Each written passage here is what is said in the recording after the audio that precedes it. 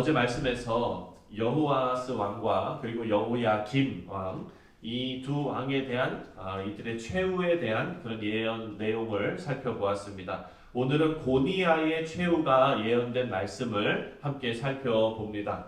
고니아는 여호야긴입니다. 여호야긴. 여호야김은 애굽이 세운 왕입니다.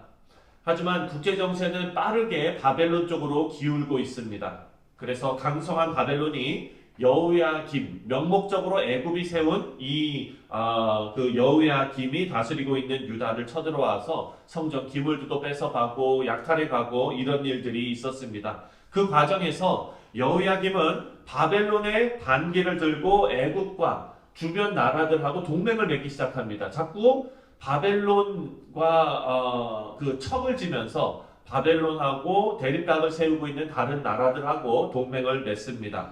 그래서 애굽하고 손을 잡지요. 그래서 바벨론이 유다를 치기 위해서 다시 찾아왔더니 여호야김은 이미 죽고 없습니다. 그리고 여호야김의 아들 나이 어린 왕 여호야긴, 오늘 여기 고니아라고 나오는 여호야긴이 왕이 되어져 있는 겁니다. 8살짜리 왕입니다.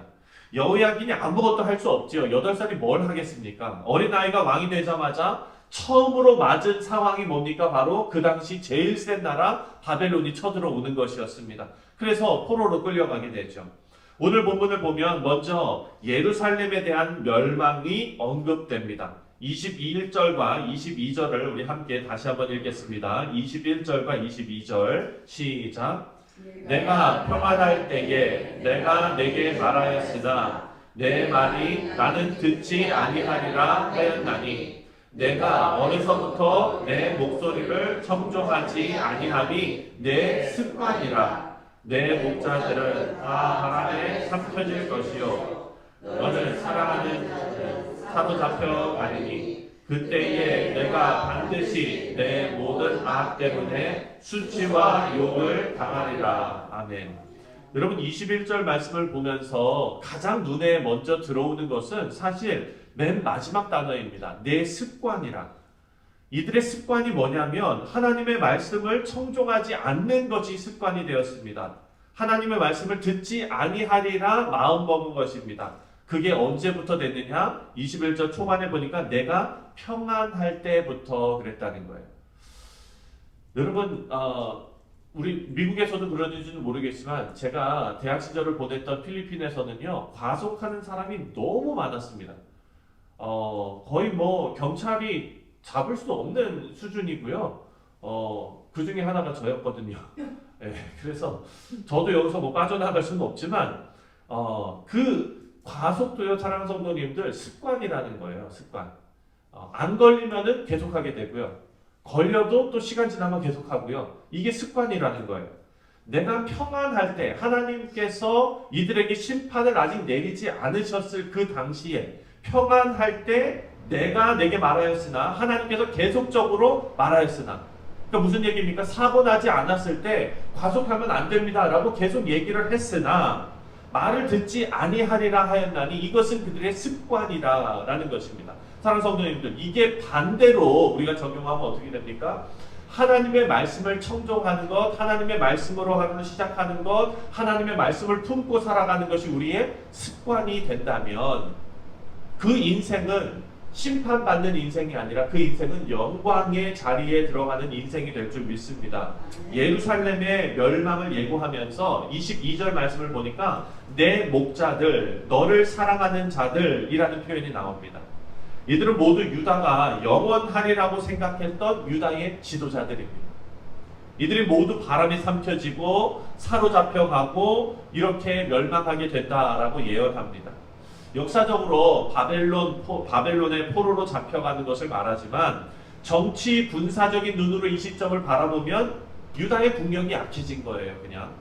그래서 많은 나라들이 그랬던 것처럼 흥망성쇠를 겪으면서 이제 나라가 망한 것으로 생각할 수 있습니다. 하지만 영적으로 우리가 이것을 바라본다면 오늘 본문 말씀, 하나님의 말씀으로 미리 예언된 말씀이라는 거예요. 예언된 일. 이 멸망은 하나님의 말씀으로 이미 예언되었다는 것을 알 수 있습니다. 그 원인이 오늘 말씀에 나오는데 그것이 바로 그때에 내가 반드시 내 모든 악 때문에 수치와 욕을 당하리라. 그 원인을 유다의 교만한 악 때문이다라고 밝히고 있습니다. 유다의 죄악을 말하면서 23절 말씀을 보니까 해산하는 자의 고통으로 비유하고 있습니다. 23절을 다 같이 읽겠습니다. 시작. 레바논에 살면서 백향목에 깃들이는 자여, 여인이 해산하는 고통 같은 내게 임할 때에 너의 가련함이 얼마나 심하랴. 여인이 자신의 뱃속에 아이를 해산하는 것처럼 유다가 품고 있는 죄는 반드시 죄의 대가를 치르게 되어져 있다라는 말씀입니다. 우리 사랑하는 성도님들, 죄를 품고 수치와 욕의 대가를 치르는 삶이 아니라 생명과 축복과 영광의 결실을 맺는 우리 예수님의 의의를 품고 살아가는 우리 모두가 되시기를 주님의 이름으로 축원드립니다. 24절부터 30절까지는요, 이제 고니야, 여호야긴이죠. 고니야의 최후에 대한 예언이 나옵니다. 어린 나이에 포로로 끌려가게 될 여호야긴에 대한 예언입니다. 24절, 25절 함께 읽겠습니다. 시작. 여호와의 말씀이니라. 나의 삶으로 맹세하노니 유다 왕 여호야김의 아들 고니야가 나의 오른손에 인장 반지라 할지라도 내가 빼어 내 생명을 찾는 자의 손과 내가 두려워하는 자의 손, 곧 바벨론의 왕 느부갓네살의 손과 갈대아인의 손에 줄 것이라. 이 말씀에서 여호야긴을 어떻게 표현했냐면 하나님의 오른손에 끼워져 있는 인장 반지로 비유하고 있습니다. 여러분, 인장 반지 너무 중요하죠. 조선 시대의 왕의 그 편지를 이렇게 딱 쓰고 나서 교서를 내린다 그러나요? 아무튼 그거를 쓰고 나서 마지막에 뭐 찍습니까? 그렇죠. 예, 옥쇠를 탁 찍잖아요. 예, 그 인장 반지가 이겁니다. 왕의 말이라는 그런 인증과 같은 것이죠. 그런데 하나님께서 여호야긴을 하나님의 인장 반지라고 표현하셨습니다. 그 이유는 유다의 왕 여호야긴의 위치가 그렇다는 거예요. 여호야긴이 그렇게 하나님의 말씀대로 그 자신의 위치에서 하나님의 뜻을 이루어내는 그 뜻대로 다스리는 그런 일을 했으면 좋았을 텐데, 유다의 왕 여호야긴은 그 위치가 하나님의 대리자로서 인장 반지 같은 특별한 역할을 감당했어야 하는 위치였다는 것이죠. 그런데 인장 반지 같은 여호야긴이 이방 나라 손에 넘겨주시겠다라고 하나님께서 예언하십니다. 그 이유가 열왕기하 24장 9절에 보면 이렇게 설명하고 있습니다. 제가 읽어드리겠습니다. 열왕기하 24장 9절에 여호야긴이, 고니야죠. 여호야긴이 그의 아버지의 모든 행위를 따라서, 그 아버지가 누굽니까? 여호야김. 네. 여호야김의 모든 행위를 따라서 여호와께서 보시기에 악을 행하였더라. 하나님의 인장과 같은 위치를 가볍게 여긴 것입니다. 자신의 위치에 맞지 않는 악을 행하는 삶을 살았던 결과는 바로 하나님을 욕되게 하는 것으로 나타났습니다. 우리 사랑하는 성도님들, 우리 모두는 예수 그리스도의 보혈로 구원받은 성도들입니다. 하나님의 말씀이 우리 안에 살아 역사하십니다. 하나님의 인장 반지로 이 땅에서 우리는 살고 있습니다. 하나님의 귀한 복음이 우리의 삶을 통해 증거되고, 또 교회에서 받던 복된 직분을 우리가 감사함과 책임감을 가지고 또 충성해야 할 위치에 있는 그런 성도들입니다. 왜? 우리는 하나님의 인장 반지들이기 때문입니다. 우리는 이 사명을, 이 위치를 결코 가볍게 여겨서는 안 됩니다. 여호야김도 그랬고 여호아스도 그랬고요. 그리고 또 여호야긴도 그랬습니다. 하나님께서 인장 반지와 같은 그 귀한 사명과 역할을 그들에게 맡겨주셨는데 그들은 그것을 귀하게 여기지 않았다는 것입니다.